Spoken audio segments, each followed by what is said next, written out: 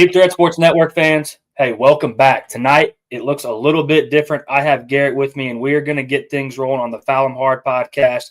We've been wanting to get after this here recently, quickly, but hey, Garrett's been busy. I've been busy, and Garrett's got a baby on the way. Congrats to him and his family. So we've been trying to sneak this thing in real quick, and hey, surprise, man. Foul 'em Hard is back tonight, Friday night. Season getting popping next week. But real quick, Garrett, man, how you been, brother? Good to see you. I'm glad we're back doing this thing, and hey, looking forward to a great college basketball season. Yeah, good, Colin. I'm happy to be back. It just means college basketball's right around the corner. I can't believe it's already here. It seems like it was just a month ago. We watched Florida host the title, and here we are. You blink, and college hoops is back. It's really the best time of year. This is, if you're a sports fan, this is the time of year you really look forward to. I can't wait, man. Yeah, absolutely, man. And one thing that's crazy about this college basketball season, you and I have talked a little bit about this, is, dude, everything in college basketball seemed to change so much. There is so much. Like, we don't honestly have enough time on tonight's episode to really dive into everything that's happened. I mean, the transfer portal has been absolutely crazy. Coaching changes have been absolutely crazy. So what we're going to do tonight, so we don't keep you guys for 9 hours of time, is we're going to try to just hit the main points, hit the gist of things. And also, you know how we do things if you followed us last year. Once the season starts, we're going to talk games of the week. We're going to review some games of the week. We're going to do our for better or for worse, which is one of my most favorite things to do with Garrett, and dive all the way into things. So also, happy Halloween. We have the festive background. Obviously, once Halloween is over, we will probably change things up and kind of rock our typical background that we have, as you see here with us. But hey, tonight we're going to keep it festive. And Garrett, let's go ahead and get into this thing real quick. So the first talking point, what sucks is if you're with us on YouTube, for whatever reason, StreamYard's being kind of goofy tonight, and we had tons of docs made up for you guys. So if you're following us on YouTube, it was going to be a lot easier for you guys to follow. For whatever reason, they're not cooperating. So Garrett and I are going to do this thing on the fly and try to just go off the cuffs here. So Garrett, on some of these major coaching changes that we have so far in this college basketball, I guess off season leading into the season, give me like one or two guys that you're looking forward to the most for this upcoming season with their new, they're facing new places. Yeah, I think we'll just start with the elephant in the room. I mean, Bruce Pearl makes an absolutely abrupt absence from Auburn. I mean, Colin, I don't understand this. It feels strange. It feels a lot like the Nick Saban retirement in college football, but I'd say even more different than that, just because of how young and at the time how much success he had at Auburn. I mean, it seemed like the stress level was always pretty low with Bruce Pearl. Obviously, he's a fiery coach, but man, they won a lot of games. They never really, they never faced a ton of adversity. The team never was in major headlines besides good stuff. And you see his son, Steve, take his place with, honest to God, Colin, I did some digging. This guy doesn't have much coaching experience. And he's taking over one of the premier college basketball schools in the SEC. I don't think you're going to see any type of issues in year 1 or 2, Colin. I don't. I think Bruce Pearl has built this program really, really well for Steve to take this over early. And I think you'll see Auburn have not the same level of success that they had, obviously, with Bruce, because I think his coaching ability was just on another level. But I don't think you'll see Steve Pearl struggle early because this team is built for success. Yeah, 100%. And man, this came out of nowhere. I remember I saw this one day, it like breaking news, saw it like the minute after it kind of popped on social media and hit the news outlets, sent it to you, and you and I were just like, what the hell just happened? This is absolutely crazy. And obviously, I think Bruce is going to have his hands on this a little bit still, right? He's not just going to completely up and bail out on everything. But yeah, man, this was absolutely crazy to me. And one that's also that I'm looking really forward to. Talked about him a lot when we did our March Madness bracket episode, which was so much fun to do. Can't wait to do that again. But the Will Wade situation, man, moving on from McNeese, heading out to NC State. I think he's going to do big things year 1 there at NC State in his first season there. Will Wade's a gamer. Will Wade knows how to win basketball games. He knows how to recruit. He knows how to get teams to compete at the top level. I am looking really forward to that one. And the ACC kind of needs that. They didn't have the best season last year. They need some of those kind of, I don't want to call them mid-level or mid-tier teams, but they need the NC States of the world to be really good for that conference to allow them to get more teams in the tournament at the end of the year. And it allows these other teams that play in conference play, such as Duke, the North Carolinas, to kind of build up that resume a little bit and not have such soft conference games, and it allows them to compete down the stretch in March, man. So I'm looking forward to Will Wade as well. What's another one that you have on your radar? Before we leave the Will Wade topic, I want to bring something up, Colin, because people hear Will Wade and what I really think of was his kind of abrupt leaving of LSU and just kind of how sour that ended when he left LSU. And I want people to understand this guy can coach, Colin. I mean, he's not just a young guy that is a good recruiter. He can coach. Colin, in his time at McNeese, he went 57-10. Okay. Yeah. Do you understand that 3 years prior to Will Wade at McNeese, they had a combined 32 wins? It's unbelievable, man. The quick transition that Will Wade just turned that program around is unbelievable. I can't wait to watch him coach at NC State. I think he immediately will have them at the top of the ACC. He got them into the tournament last year, McNeese too, and got to win.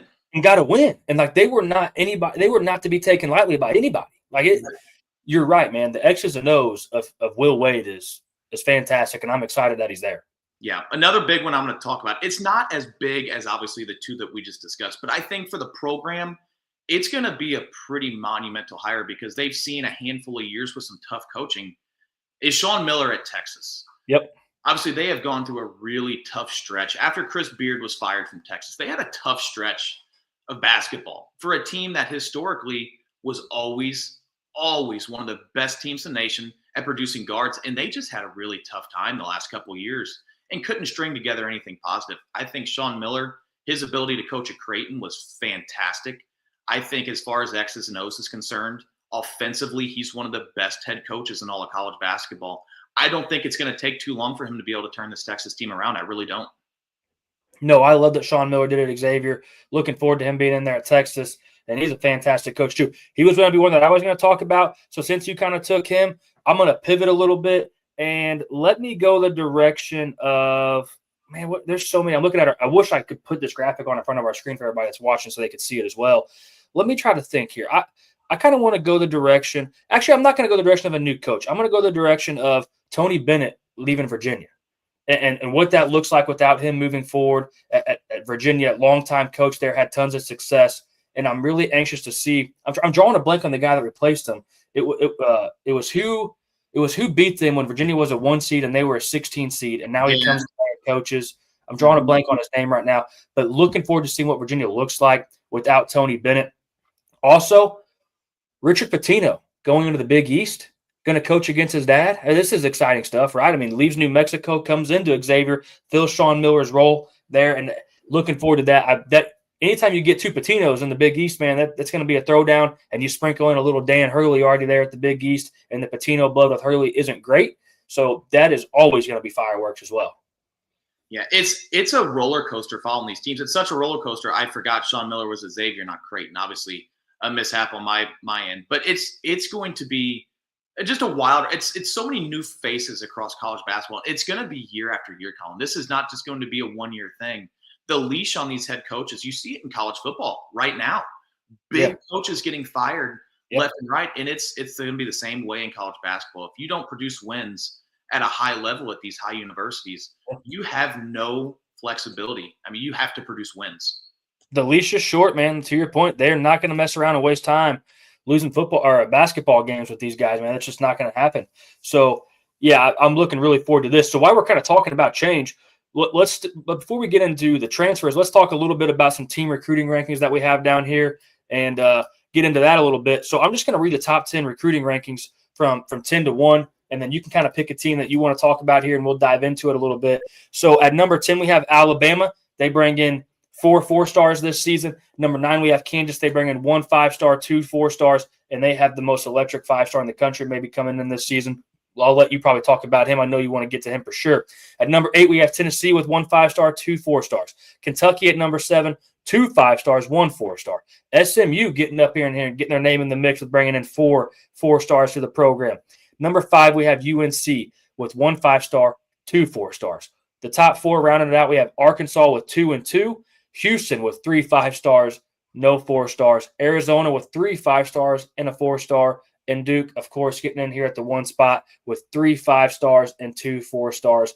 Garrett, Give me one of these top 10 teams that you want to touch on here a little bit about what you're looking forward to with some of these guys they're bringing in here out of high school.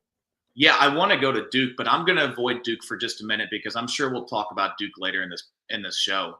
I'm going to go to Kansas. You already alluded. I was going to bring him up. Colin, I'm not joking when I say this. Darren Peterson is one of the most raw freshmen I've watched in my life. I hardly ever tune into exhibition basketball games in college because I don't really care unless it matters, and these exhibitions don't matter. But good Lord, I watched the exhibition between Kansas and Louisville. Colin, he can score from anywhere on the floor. He went 6 for 10 from 3. He had no flaws in his ball handling ability. I thought he distributed the ball not only in a very respectable manner, but he made virtually no bad decisions. I understand they're not number one in this recruiting. They're not even in the top 3. But I think they landed the most impactful player that you're going to see in the Big 12 and maybe even in college basketball when it's all said and done. Yeah, this guy is a true difference maker from day one. This guy is going to come in and have instant impact on his basketball team and the things that he's going to be able to do. If you're not watching our show or some type of show and you just turn the TV on and next thing you know, you're watching some Kansas basketball, you're going to learn the name Darren Peterson extremely, extremely quick. Is there any other team that you want to touch on a little bit? I'm just going to talk about Duke because they're in the one spot. And you're going to hear this name quite a bit. And the reason you're going to hear it quite a bit is because there's not one of them, there's 2 of them. Yeah. So we're going to talk about the Boozer brothers. Colin, I haven't seen them play a whole lot in person. I've seen bits and pieces of these guys play. They're 2 completely different players. One is a big, one's a power forward, one is going to run the point. Yep. They might just be one of the most exciting duos in college basketball. It's going to be interesting to see, obviously, how they mesh together. I'm sure they've played together their whole life, but you get on a big stage on a big team like Duke, and things change a little bit. But I think Jon Scheyer, as a coach, is probably the best there is in the ACC. I think the way he's going to mesh this team together, this Duke team could be better than they were even in years past, and that's a scary sight. Yeah, and Sheyer's going to be there long term. And the reason why I kind of make that comment is because I'm going to give my 1 point here. I'm going to talk about UNC a little bit on a coach that may not be there long term. I'll talk about Hubert Davis and UNC and what he did with this recruiting class. Fantastic job, but North Carolina kind of recruits itself. The name kind of recruits itself a little bit. The MO that they have there, the moxie, and they bring in a guy like Caleb Wilson, who I think is going to be an absolute difference maker from day one as well. Can play some serious defense, some lockdown defense. Can play both sides of the court, stretch the floor. He can score. He can get up and hammer one down in your face. And like I said, he can cover some ground on the defensive side of the court. And I'm looking really forward to watching him play college basketball this season. Instant impact, like I said, but also I think that puts a little bit more pressure on Hubert to get the job done. When you get in here and get a top 5 recruiting class and you already have these high expectations, they have to get it done this season, Garrett. They do. And Hubert's running out of time. I mean, he's had a couple, I'm not going to say bad seasons, but let's kind of knock down that elephant in the room, Colin. It's a bad season for UNC. I mean, you've got to finish in the top 25 if you're going to be a UNC head coach. And he really hasn't done that. You know, he was gifted an NCAA tournament berth last year. I will never forget that because my Hoosiers were snubbed. Honestly, if he misses that tournament, Colin, you may not see him as the coach this year. I mean, I think that was a career-changing decision that the committee made to put UNC in the tournament. And if he doesn't put together a better season this year, he's in trouble. Yeah, Alicia Short, man. Alicia Short.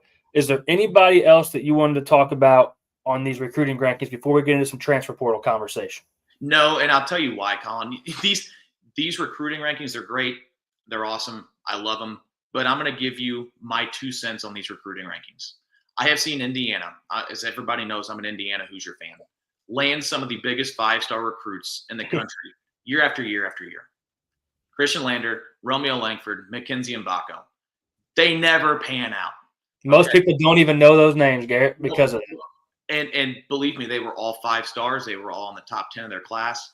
These rankings are great. You're able to get some really high impact players, but it's all dependent on how they're developed and how they're coached if they can really turn out to be anything. I also think too in the age of college sports, I should say, that we're in, the transfer portal is going to have, in my opinion, in the sport of basketball, more so than football, almost an instant impact, I would say, more than most sports, just because you're going to get some guys with some minutes under their belt already. And the sport of basketball is so big, and we see a lot of these smaller schools, these mid-majors, that make runs to March, and then they get their guys poached, So those guys have some serious games under their belt. They have some serious minutes under their belt, and they're going to come into these new teams and get instant looks.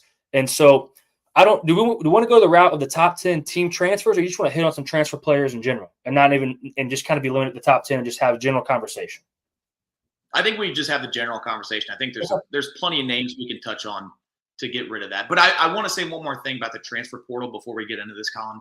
Kind of explain the difference between how college basketball transfer portal works to me than like college football, for example. Yeah, absolutely.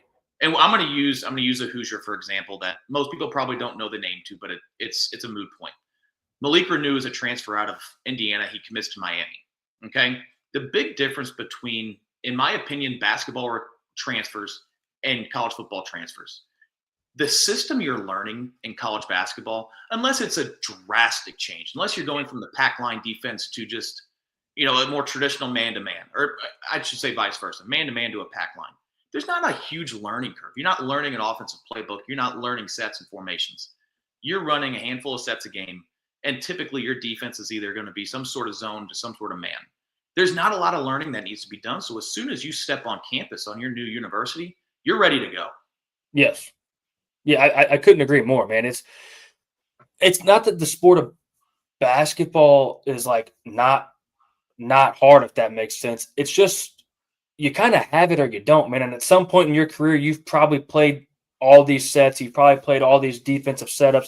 Like you've done this at some point in your career, and you're able to figure it out and adapt pretty quickly. And if you got the talent, man, and you're just a hell of a gifted athlete on the basketball court, you're going to have it and you're going to find it, especially when you kind of sprinkle in with other players that have that same talent as well.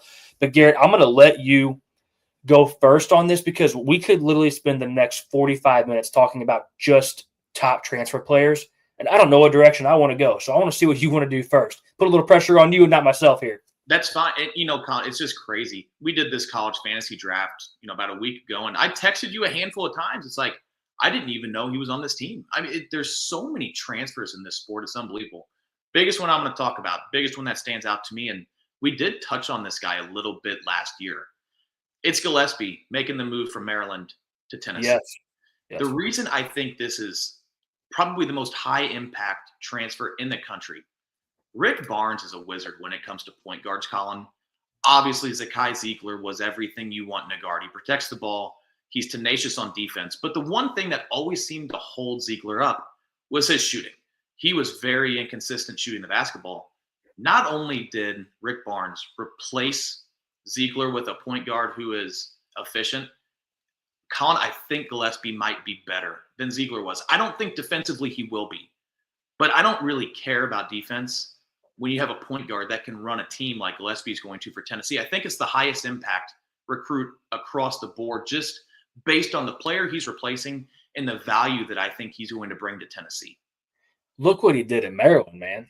The guy was a stud. We talked about him not just one time, honestly. We talked about him multiple times, dude. The rock in his hand, and he is an absolute difference maker.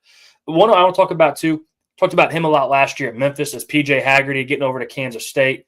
Love the new look for him. Love to see what this looks like for Kansas State. Kansas State could really use this uptick. They had a kind of a down season in their standards last year, and I'm looking really forward to see what he can do. A true difference maker, can go score the bucket, can distribute the ball well, going to be at the guard position for Kansas State.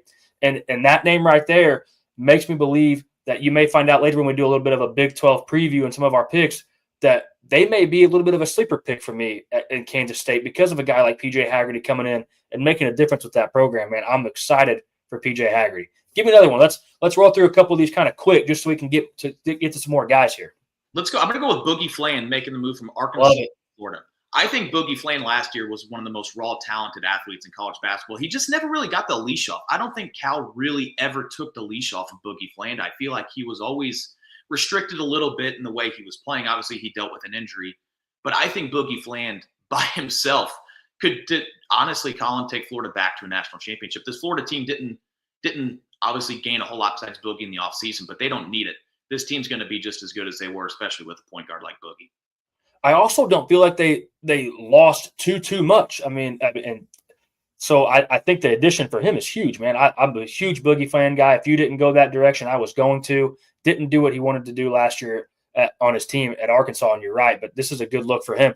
The next direction I'm going to go Rob Wright. Talked about him a lot last year at Baylor. Looking forward to seeing what he does at BYU. If you don't know BYU basketball, get familiar with it because they are going to be an absolute threat in the Big 12. They're going to be a threat on the big stage, in my opinion, Garrett. This is a damn good football team. And Rob Wright coming in gave some solid minutes at Baylor last year. I feel like he was under the shadows a little bit of Edgecombe, so I'm really liking to see what I can get from him this season at BYU when he might be one of the big names on campus rolling around on the basketball court. Looking forward to watching Rob Wright this season there at BYU.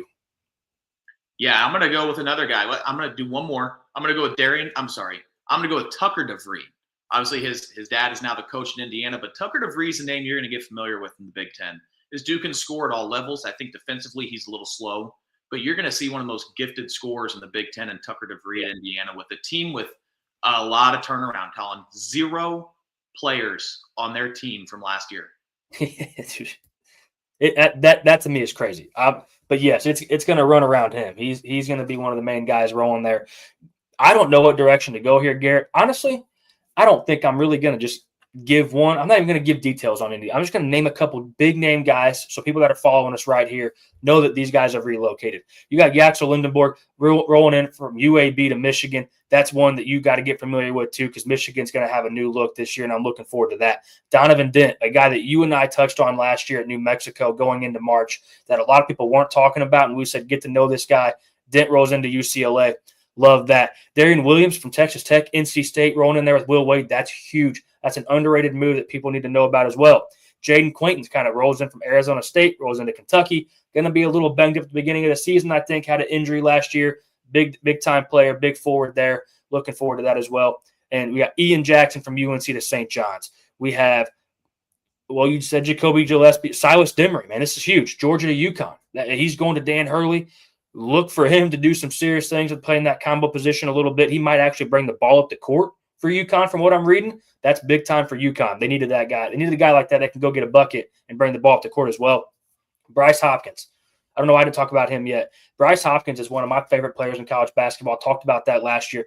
Got stuck on a Providence team that didn't look all that great, but he went to St. John's this year, and everybody knows that I was on that St. John's train early last year, and I rode the shit out of it till I couldn't no more. So that Bryce Hopkins move is big time, man. And the last one for me is Chad Baker-Mazara. If you don't like him like most people don't, that guy is still playing college basketball, left Auburn and went out to USC and got with an old SEC coach out there and USC with a new look as well. So, dude, this list goes on for like 12 pages plus. It is unbelievable. But we wanted to give you just some of the biggest name guys right here. And this college basketball season is going to be bananas, man. Yeah, it's just scratching the surface. Colin, we could have 3 episodes dedicated to transfers. That's how crazy this portal is in the sport. Oh, yeah. We didn't even talk about anybody that transferred to Louisville. They got the number 3 transfer team. I mean, it's unbelievable, dude.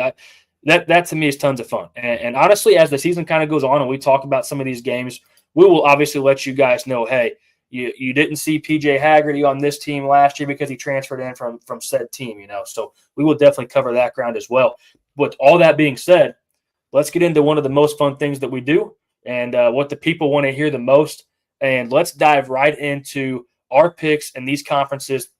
So what we'll do first is I think we'll kick it to the ACC first, Garrett. That's the one I have loaded up ready to go. And do you want to do just one pick? Do you want to do 2 picks? Or do you want to do like a pick and maybe a sleeper? Like, what do you have in mind here? I like that. I think we do our main pick and then we do a sleeper. Okay. All right. Well, let's just do kind of like a snake draft here then type of deal. I'm going to kick it to you first. And Garrett, who do you have winning the ACC this season? If you're with us on YouTube, we have the graphic. These graphics, for whatever reason, do work. These odds are from DraftKings. So if you see them here on your screen, you can follow along with us. Garrett, who do you got in the ACC? I mean, if we're going to do a draft, I'm going to have to take Duke at the top. Colin, this conference, we talked about it last year. It used to be the powerhouse of college basketball. It really did. It was deep from top to bottom.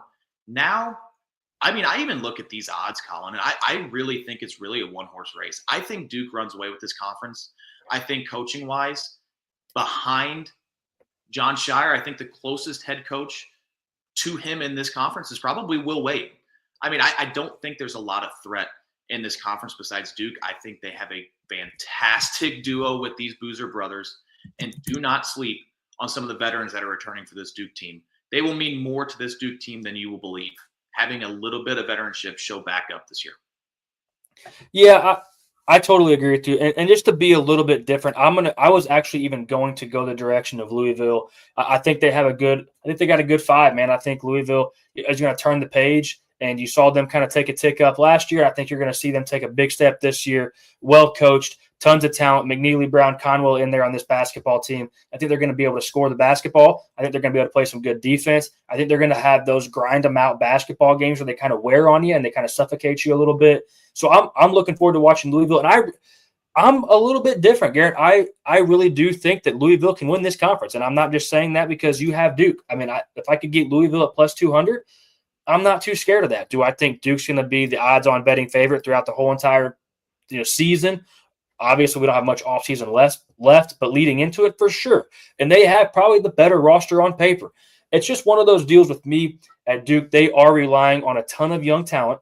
And so most times that does work when you're well coached. But there are those instances where it doesn't always come together. So I'm looking forward to watching Louisville basketball this year. And my sleeper pick, I don't necessarily have one, to be honest with you, because I think this is a pretty top-heavy conference still. I really do. I do like NC State at plus 750. Talked about Will Wade and that basketball team already. I do like UNC at plus 800. If I had to get nasty with it, I would probably sprinkle a little bit of Miami at plus 3,500. I'm drawing a blank on his name. Jay Lucas. I think he comes in there right as the coach this year, and he's a hell of a basketball coach. They have a good roster, had some transfers come in. You talked a little bit earlier about Malik Renew going in there. It's a good basketball team. At plus 3,500, I don't hate it. That's exactly where I was going to go. Obviously, I wouldn't put any well-earned money on Miami to win this conference, but I think if there's a team that would surprise you finishing top 3 in this conference, it is Miami. I think Jim Larinaga, as great as a coach as he was, Colin, I mean, a legend at Miami. He was there forever. Yeah. A fantastic coach, but he just ran out of gas. The team really didn't care to play for him. Truthfully, it was just hard to get behind him, but they kind of have a fresh start. They bring in some transfers. Malik Renew, believe me, Colin, I watched him for 3 years at Indiana. He's a very selfish basketball player. I mean, as selfish as they get. When the ball's in his hand, the ball is going up. But he's a damn good scorer. I mean, he's good enough to scratch off a couple wins for Miami in this conference. I think they could be a threat to finish top 3. Yeah, I think they're a tournament team. I'd give them tournament team. Fairly confident in that. So the next conference that we're going to touch on here is the Big 12. And Garrett, I'm gonna let you go first again, buddy, because whatever one of these top 3 that I'm expecting you to pick that you don't pick, I'm completely okay with going with any of those top 3. Okay. I'm going to take what I believe. I know, obviously, we talked about Peterson at Kansas, but I'll take what I believe is the best player in the conference, and Texas Tech with JT Toppin. JT Toppin. I think Texas Tech being at plus 500 is not free money because they have to fight through Houston. But I don't think there's a world where they should be this far behind Houston. They are always a very well-coached team. They're disciplined. They make very little mistakes offensively. Defensively, they never lose assignments. They are a top to bottom a fantastic basketball team. Obviously, losing Darren Williams to the transfer portal is huge for this team. I mean, he was the counterpunch to JT Toppin. But when you have a player of that caliber on your roster, I will take those odds at plus 500 to win this conference. I still can't believe Williams transferred. That one caught me off guard. I'm shocked by that. And if he was still there, you would see these odds you would see Houston at probably plus 175 and Texas Tech probably about plus 175, and it'd be a pick 'em between the two of them. So the direction I'm going to go then, if you take Texas Tech, because I'm going to rock with Houston, just because this is a loaded roster still. Uzan, Sharp, Tugler, Harwell. This is just a damn good basketball team, Garrett. One of us has to pick them, otherwise we'd sound crazy not to. And there's a reason they're plus 155. Because they're just that damn good at basketball, man. Well coached, one of the best in the business. And Kelvin, this team's just too damn good to overlook. I think they are a real threat to win the national championship, and they would maybe be my pick to win the national championship. So much continuity, and I like that. And those guys got some real minutes under their belt. Love the direction that's going. I don't know if this is something you can bet on, Colin, but they will not lose a home game this year in conference play. They simply will not. Oh, 100%, I would bet that if I could. If I could find that, I'm all in on that. I don't even know if we could take a sleeper here because we can't leave the conversation of BYU out with Rob Wright, Richie Saunders, and DeBonsa. Too damn good to not talk about. Kansas, too damn good to not talk about. if I had to leave out the BYU and Kansas conversation, I would go the direction of Iowa State, which they'd be the next ones in line. They are a damn good basketball team as well. They got some real shooters. They play some great defense. Once again, another well-coached basketball team that knows how to grind them out and win them. Might have the biggest biceps in college basketball for a basketball coach. I love this Iowa State basketball team. Never count out Iowa State basketball. But I want you to dive in on BYU or Kansas, preferably, in my opinion. I'm going to go the Kansas route because, Colin, I think Saunders at BYU is one of the most underlooked basketball players in the entire country. Having a turnaround this quickly, obviously they had a good basketball team last year, but Colin, they're getting a lot of hype for a team that historically really didn't ever make a lot of noise. So I'm going to go the Kansas route, and this is why. They got rid of arguably the biggest cancer in college basketball in Hunter Dickinson. Horrible. We ragged on him every week on our show. Oh, and I'm gonna try to bring his name up still weekly. I don't want us to forget him. Let's not forget who the coach of Kansas is, Colin. Yeah. Bill Self can coach with anyone in this league. He can coach with anyone in college basketball. And they have, believe me, I've been there. I've watched a game, the best home court advantage in college basketball. There's not a place like Allen Fieldhouse. This team is going to rally around Bill Self. I think this is a huge turnaround year for the Kansas Jayhawks after a really mediocre year last year and a really early tournament exit round 1 to Arkansas. And I think you're going to learn the name Darren Peterson after about a week of college basketball. He can carry this Kansas team to a Big 12 championship. There is no doubt in my mind that he can for sure. And yes, but to your point about BYU, they kind of are everybody's darlings right now. They're catching tons of hype, tons of traction, and for the right reasons, man. It's an absolutely loaded roster. So, and they have one of the best young talents in Devonta in the league too. And I love the backcourt of Richie Saunders and Rob Wright together. That is going to be a lethal combination and going to play hell on opponents' defense. If I had to sprinkle a long shot, talked about him earlier, I would sprinkle a little bit of Kansas State. I do think that they have too much talent. Nate Johnson, PJ Haggerty, they got too many ball knowers and ball scorers and bucket getters to be at plus 7,500 in my opinion. So I do like those odds on that one, Garrett. One thing, go ahead, buddy. That's what I wasn't really going to say much. I was going to say it's really strange to see Baylor sitting down there plus 2,000. I mean, just with the history of Baylor. But man, Colin, they just had so much turnaround this season. I mean, they brought back hardly anybody. VJ Edgecombe, who we begged for more VJ Edgecombe all year last year, and look what he's doing in the NBA. I mean, he is lighting up the stat sheet night in, night out. This Baylor team's going to struggle this year. And and everybody knows. I mean, I was getting made fun of at the end of our March Madness show because I just kept riding Baylor and I wouldn't give up. I just wouldn't give up because it was that team that just had so much talent and they just never, ever did it, Garrett. It was disgusting to me how they just didn't do it. And I love Scott Drew. I couldn't figure out why they couldn't get more out of that basketball team. So I'm with you. And what's funny about all this is I was actually thinking earlier when we said that we were going to do this tonight is last year we did our Final Four picks. I don't necessarily have that ready for tonight's show for me unless you do, but I do not. And I was laughing at myself because I remember picking St. John's to make a run. And I remember getting some comments from some people out there like, dude, what in the hell? And I remember even you were like, man, that's a long shot, but I like it. But I just don't think it's going to happen. I don't have that team loaded up. I tried talking myself earlier into it being Kansas State, but I just can't do it. They don't have enough to be like the St. John's of last year for me because I love taking long shots. Can I tell you what is going to turn me off of Kansas State?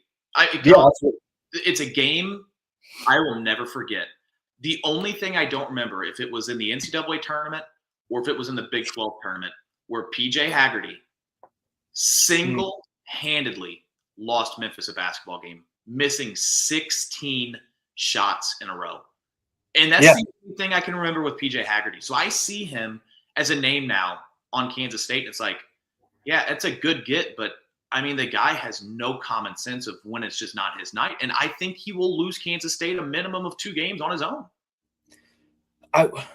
Were they a first-round exit? They were a first-round exit to Colorado State, if I remember correctly. I feel like it might have been that game. I think it was, and I know for a fact he missed 16 shots in a row. Oh, yeah. We rode his ass. I mean, you're too good to do that. And, and we were even talking I'm drawing a blank on the coach's name right now, but we were talking about like, hey, dude, at that point, you get him out. Yeah, Penny Hardaway. Yeah, you get Penny Hardaway, thank you. Take him out. Get him out, man. Sit him down for a minute. Let him catch his breath. It's not working. So I'm with you. That does scare me, but I feel okay about it still. I think he got a fresh lift and a new location. I like when those things change a little bit, and sometimes when you have bad games like that, it's time to move on. All right, so this next one, let's talk about the Big Ten here a little bit. We'll save the Big East and SEC for next. Let's go to the Big Ten route here, and tell me what you're taking here. I don't want to keep doing this, Colin. You know what? I'm going to do it because I didn't take Houston last time, and I can't stand. I'm even going to say this, but I think Purdue is probably in a tier above everybody else in the Big Ten. I think obviously Michigan and Illinois can give them a fight, but they brought back so much, Colin. And Matt Painter is. If I could start a college basketball program and I had a choice of a head coach, Painter is in my top 3. Yes. Of coaches that I'm taking. And I will always take coaching, good guard play. And they arguably are bringing back the best guard in college basketball in Braden Smith. Trey Kaufman-Renn is a very experienced big that I think if he could take another step up, is the turning point for this Purdue team. I think if he can develop a little bit of a jump shot, just space the floor a little bit, let these guards attack downhill, Purdue's going to be a huge problem. And you talk about a home court advantage, it's Mackey Arena. Yeah, I would actually say, in my opinion, their X factor is, I would stick with that. TKR probably.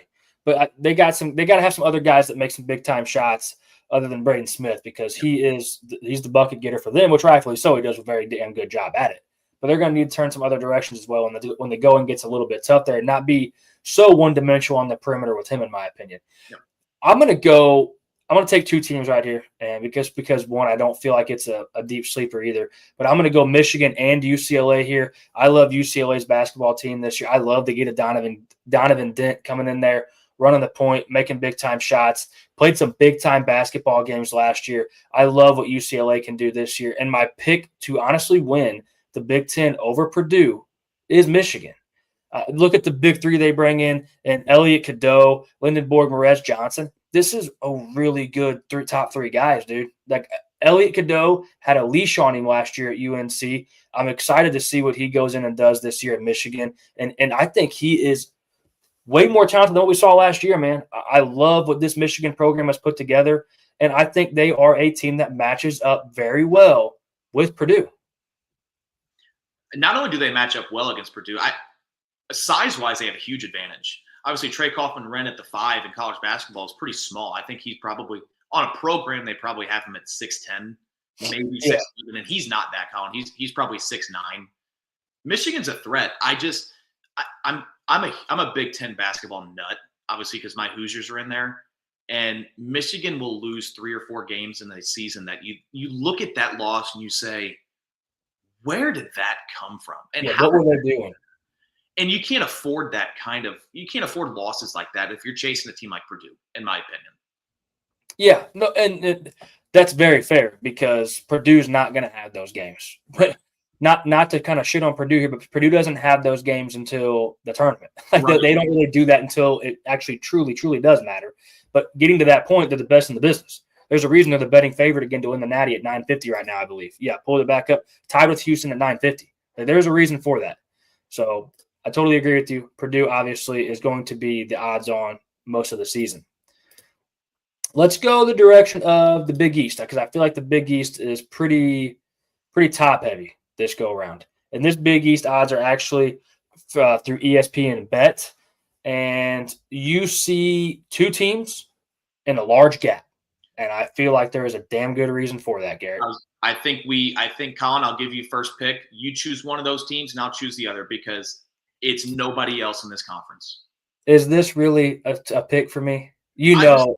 Truthfully, it's been like 5 months since I've heard you talk about St. John's, so I'm a little eager to hear you talk about them.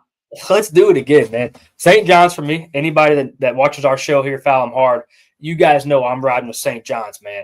Give me some more Patino. Give me Ian Jackson coming in here and getting the leash off. Give me Bryce Hopkins, who I said earlier was my favorite player in college basketball to watch. Get him in here. Let him do big things at St. John's. Let Zuby Ejiofor do some things. I love this St. John's basketball team, man. I think Pitino does it right. I think he's got them ready to rock. I think they got all the confidence in the world. I think they put the right puzzle pieces together, Garrett, to kind of get the job done here again. And everybody knows I can't get on board with Dan Hurley's antics. Obviously, he's had tons and tons and tons of success. We could go on for days about his success. But I think sometimes when the going gets tough, I think he might not be the best leader of young men when they're not winning basketball games all the time. So give me St. John's for sure. Yeah, and Colin, if I had to take a team of those two, I would take St. John's as well. I think they filled their holes really well from last year. Obviously, you lost. I believe he was the Big East Player of the Year in Kadari Richmond. Yes. Arguably one of the best players in college basketball. Mr. Do Everything. I mean, if you're going to see a guy put up 5 points, 5 rebounds, 5 assists, 5 steals, 5 blocks, it's Kadari Richmond. And bring the ball up the court. Yeah. He did everything for this team, and I think they filled that position with arguably one of the best guys they could with Bryce Hopkins. I mean, he's not near as physical, in my opinion, as Kadari Richmond is. But he is going to fill that void that Richmond is leaving with this team, and I think he's going to do it in a great way. Here's the argument for UConn. Dude, hang on real quick before you get to the UConn thing.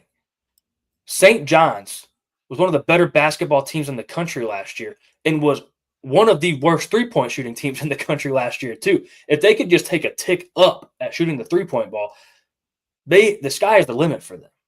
And one thing that's going to help with that, Colin, as great as Kadari Richmond was, he shot like 18% from three. Horrible from three. That was where he struggled. And he took too many threes a game. Truthfully, yeah. He should have taken no more than 1 or 2 a game. And most of the time he didn't, but he took too many. Bryce Hopkins can shoot. Yes. It's going to be a much different looking St. John's team. Yeah. Than it was last year. I think offensively they'll be better. Defensively they'll take a step back. But it's still going to be a hell of a team to beat. Here's the argument with UConn. And really it's 2 words. It's Dan Hurley. Yeah. If Dan Hurley can channel back his back-to-back national championship coaching style, where he wasn't such an arrogant ass, and coach these young men to wins, UConn's unbeatable. They are, Colin. He is the best coach in college basketball when mentally he's right. They are bringing back so many pieces from last year's team. They still have Solomon Ball. They still have Caravan. The team didn't lose hardly a single big piece of the puzzle. They just got to perform better than they did. And let's not forget, Colin, they had a huge first-round tournament win, and they ran the national championship Florida Gators all the way to the wire. Yeah. March. If they get past Florida, Colin, you're looking at maybe another Elite Eight Final Four run from UConn, and all these conversations about the season Dan Hurley had is thrown out the window. Yeah, no, you're 100% right. A lot of people forget that, man. They pushed the Natty Champs to the end. They gave it everything they had, and at one point in time, it looked like they were going to do it again. Like it really did. One thing I have a question for you is a lot of people aren't familiar with Georgetown anymore or their roster. At plus 7,500, they have some bucket getters at plus 7,500 where I'm surprised they are picked third to last in this conference. The way I look at it is this way, Colin. In order to even remotely contend in this conference, I'm not saying Georgetown would ever win this conference, but you'd have to at minimum split against UConn and St. John's both. That's the problem. Yep. None of these teams on the list, Colin, none of them will go 2-2 against UConn and St. John's. That's the problem this conference is going to have. What's going to determine this conference is how UConn and St. John's perform head-to-head against each other. Yeah, no, yeah. The team is going to avoid that really strange road loss.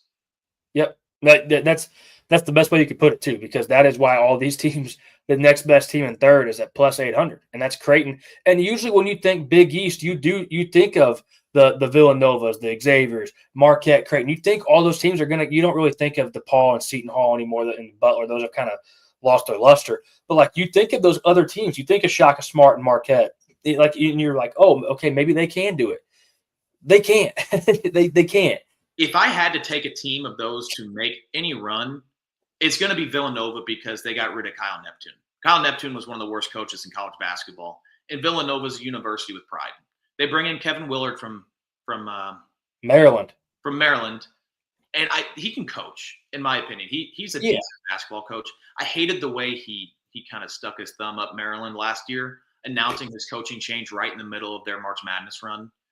But the guy can coach, and he's now at a university that will give him support.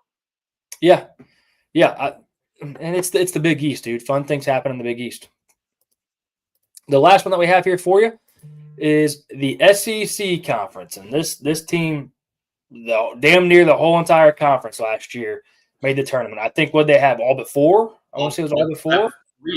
Three or four. Yeah, I mean, do they do that again? I don't know. I doubt it. It's gonna be hard to do. It's a tough ask, but this conference is still really good. And when you ask me to pick a winner, it's really, really hard because I could see it all the way down to probably the Auburn mark that could make a run to win the SEC. I mean, I wouldn't even count Mizzou out of that, Colin. I mean, I understand. Well, I didn't want to be that guy, Garrett, because I've been down this road before. I'm not a fan of theirs, but I mean, they're bringing back a pretty good basketball roster that picked up some pretty nice wins last year. Yeah. If I had to choose a team just because obviously Florida's going to be everyone's first choice. But let's not forget they lost Walter Clayton, who, I mean, do it all. Have you seen a better tournament run than Walter Clayton put together? No.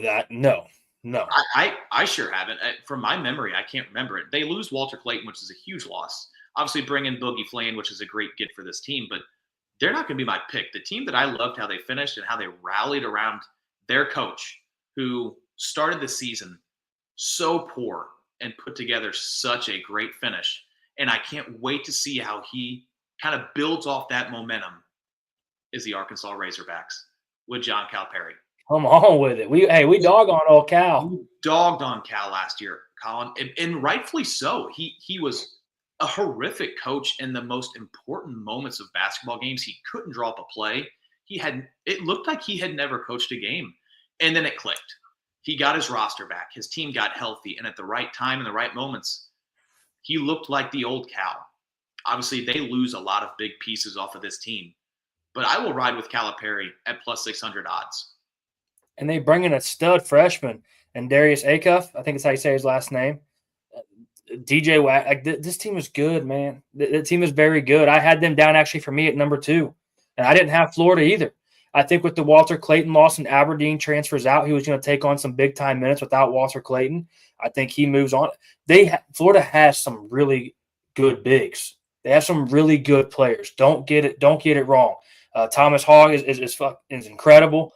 I mean, they have tons of talent. So the direction that I'm going to go actually is the opposite of the Calipari thing, and I'm going to go Kentucky. And the reason I'm going Kentucky is I think I'm stamp it right now. Otega Oweh for me is my Wooden Award pick. I know most people didn't see that probably coming from me right here, but I think he showed me enough last year that this dude is legit. I think he can go get the job done. I liked, kind of speaking of what you saw, a team kind of rally around their coach a little bit. You kind of saw Kentucky do that when the going got a little bit tough and the fans got a little bit uneasy with some of the coaching changes that happened. And you see Arkansas go into Kentucky and beat them. It's something that was the worst thing that could have happened for Kentucky. I like everything this Kentucky basketball team's about. Aberdeen comes in there, just talked about him from Florida, comes in there to play alongside Oweh, and they just have studs, man. I'm all about this Kentucky basketball team this year, and I never say that. Those are big statements, and I love the Wooden Award pick, Colin. It's out there, and if you believe it, I don't know what the odds are on Oweh, but that's a pick right there. I like it. Team I'm going to go to because I think it's a joke that they're down there at plus 2,000. It's simply the Auburn Tigers, and the only reason they're there, Colin, is because Bruce Pearl's not there. Yeah. Keep in mind, this is still Bruce Pearl's roster. This is 100% Bruce Pearl's roster. Yes. Steve had no part of this team. I promise you, there was, for a period of time, no better recruiter than Bruce Pearl and his ability to find really efficient guards. I know it's going to be a different looking Auburn team. All Steve has to do year one is turn the wheel. He doesn't have to do anything. He doesn't have to do burnouts. He doesn't have to do drifts. Just run the car and let these guys play basketball. And I think Auburn is just as good as they were last year. Obviously, not just as good. I shouldn't say just as good. They are still a threat to any team in the SEC. Nobody wants to play him. For me, Broome being gone, Baker Mazzara moving on to USC. I just think for me, those were two guys that they leaned on so heavy, especially Johni Broome. Broome was the offense, Colin, but you can't convince me that Pearl doesn't have his fingertips all over this team. Yeah, absolutely. Well, I'm surprised, honestly, Garrett, that you didn't sprinkle Tennessee a little bit with Jacoby Gillespie coming in there. Yeah, Colin, I can't stand Rick Barnes. No, I'm with that. The roster is appealing, but Rick Barnes, I can't get behind a Rick Barnes movement.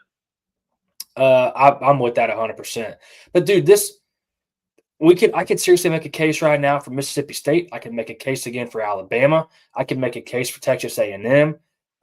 It's just they're loaded again. Alabama almost seems like a forgotten basketball team, and they have the best coach in this conference in Nate Oates. Yes. I will still stamp that he's the best coach in this conference. I'm not just going to move on from that because I was all over that last year. I'll stand by that. It's not going to be the same kind of depth that you saw last year, where you had 13 SEC teams in the top 20. That's a total anomaly. You'll never see that. I shouldn't say never. You won't see that for some time again. But this conference, once again, I wouldn't be surprised, Colin, if you see 9, 10, 11 SEC teams make the tournament. Yeah, no, I'm 100%. I agree with that for sure. And I think what could limit that is if you see the ACC conference they only have 3 or 4 teams make the conference tournament last year. If you get those mid-tier ACC teams take a step up and limit some of these SEC teams coming in to the tournament, and what the SEC did really, really good last year, Garrett, is they dominated in their out-of-conference games. Which really gave them a boost come tournament time to get seeding to make the tournament. And that's where the ACC really struggled, was out-of-conference games. So that is where it matters, is early on when we see the Feast Week tournaments, when we see the Maui Invitationals, when we see all those tournaments that you and I love talking about, love texting about, love watching. That is when it matters, truly. Conference play is obviously huge, but if you can be a damn good conference team in a damn good conference, but have some losses in the loss column in the conference play, what boosts you up is how you looked early in the season in your out-of-conference matchups. Yeah, it does matter. Unless you're UNC, then you can lose every game you play, and you'll still. Yeah, what the hell is that shit still? I know I brought it up already, but I'm gonna try to bring up Hunter Dickinson, and I'm gonna try to bring up UNC making the tournament at least once every other episode. And it should be like those two things should not go away quickly, because it was the two. Yeah, 100%. So the last thing that we're going to do here, and we can't get it to load, sucks. Would love to get it to load. I'll try it one more time here real quick. But let's both make 2 picks. Let's take 2 stabs at the national champion. Oh. And if you want me to go first on one, if you're not ready, and I'm gonna make us bigger here because it won't load. If you want me to go first here, I will take my first crack at it. Go ahead. I'm taking Kentucky at plus 1,300.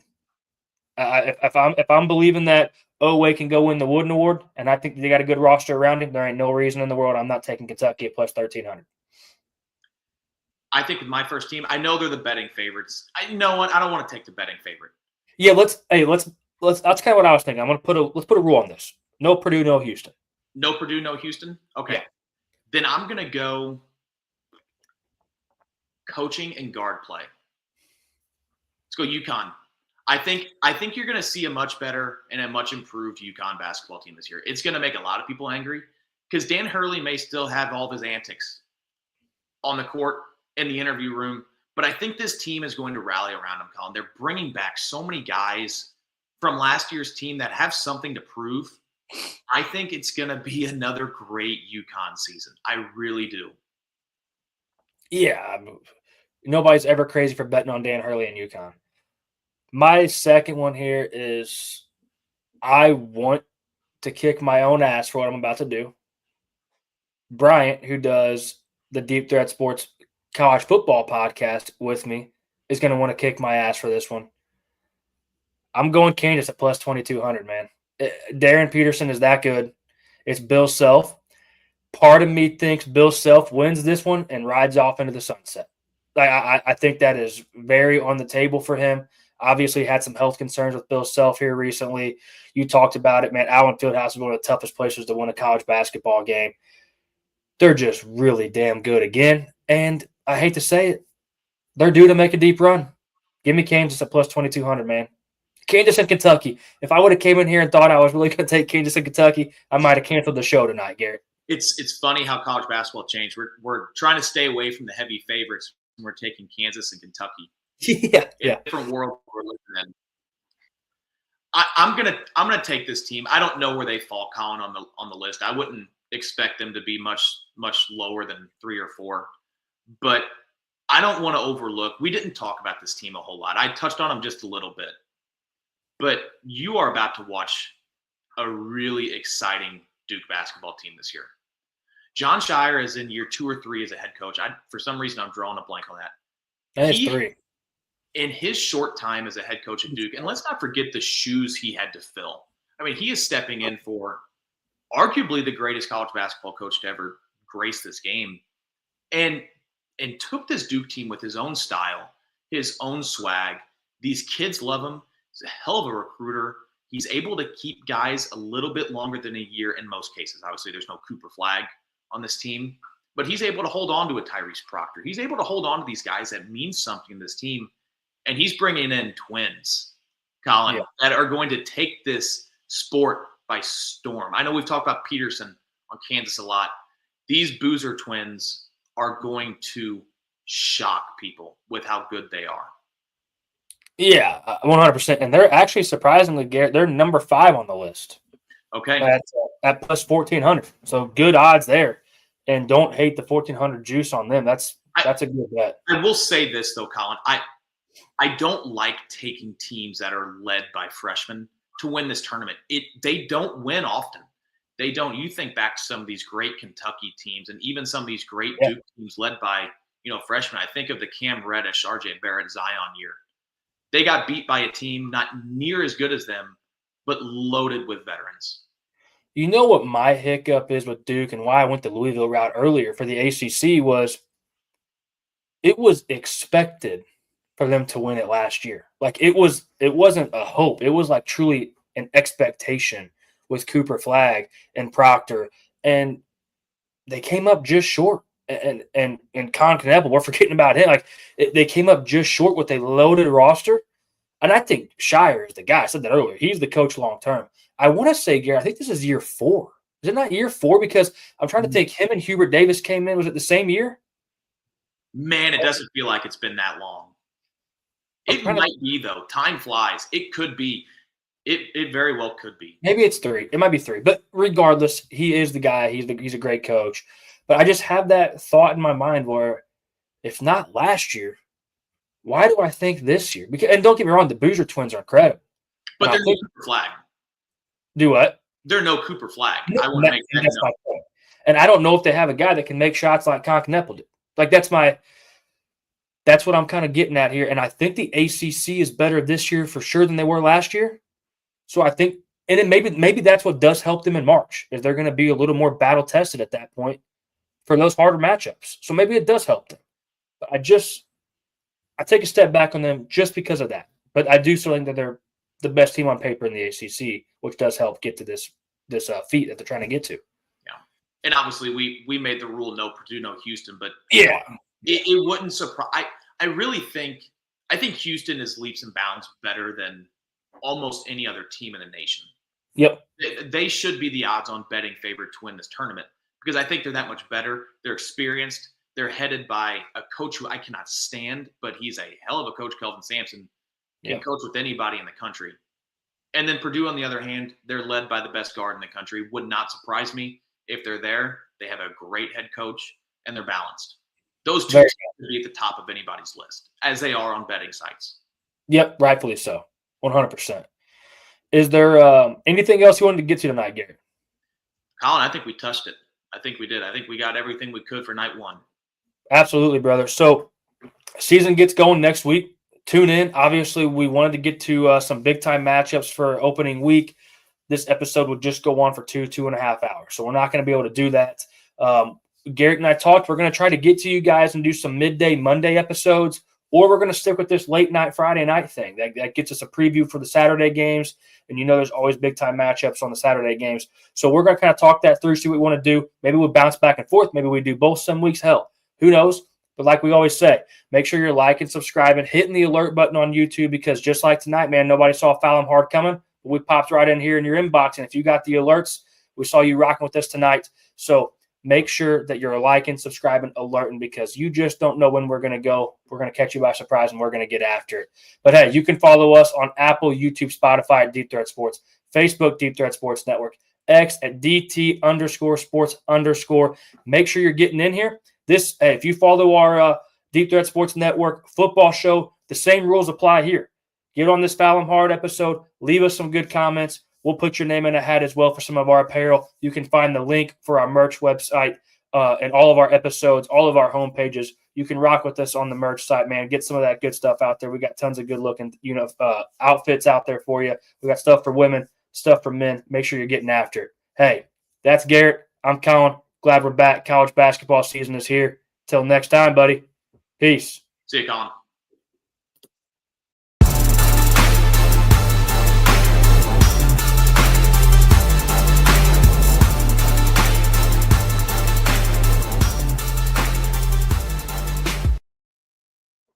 Good episode.